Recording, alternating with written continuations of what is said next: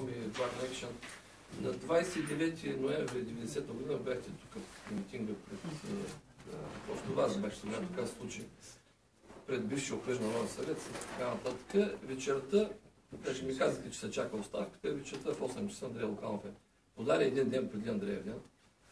Сега това, както аналогия е малко, наистина за жалост в рамките на шегата, но очаквате ли този нов обществен договор да бъде възможен след тия вратни с щатите, с енергетика, с ядрени неща и оставяне на власт на всяка цена? И в крайна сметка, глупостта на Иван Цонев за това 51% и отричането, може ли да спаси това очеизвадно, изключително слабо правителството оставка? Благодаря. Икономическата ситуация в държавата е изключително тежка, макар че това не се казва открито. На какво базирам това свое твърдение? Първо, на информация от най-висши представители по време на писането на бюджета, изключително висш сановник, ми каза следно. До момента дефицита ни е 700 милиона, значи това е от преди месец. И до година ще ни трябват 5 милиарда, за да закърпим положението и да посрещнем плащания, тъй като има и външни и така нататък. Последствие в пресата изтече информация, че до година се търсят 4,4 милиарда. Хубаво и толкова да е, на мен ми казаха 5. Второ,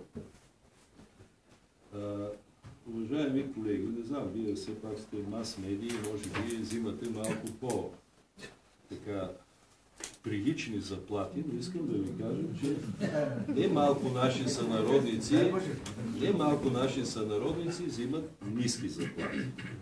И тъй като това е един безспорен факт, какво решиха сегашните управляващи? За да направят добро впечатление, лошо няма. Измислиха изключително сложната формула до 340 лева, който взима, всъщност това е минимума, който трябва да вземе, да му взимат по 34 лева, а до година, след ревизия, да му ги върнат на куп. И когато се запитаме, а тия, които взимат 350 или 360, отговор е, че няма да вземат нищо. Ще си им вземат 36 лева на месец и няма да им върнат нищо. Ние считаме това нещо първо за една сложна формула, второ за несправедливо. И нашето мнение от години, между прочим, то е мнение и на колегите от другия синдикат, е добре. Той е плосък данък, толкова го искате, айде, нека да го има вашето магаре да е мъжко. Но, нека да се въведе необлагаем минимум. Какво става с един необлагаем минимум? Който взима 360 лева, 340 ще му се освободят от данък и 20 лева ще му се обложат, т.е. ще му вземат 2 лева. И още месец февруари, защото тогава се взимат януарските заплати, съответният човек с 340, 350, 60 и така, ще почувства в джобчето си някой лев повече.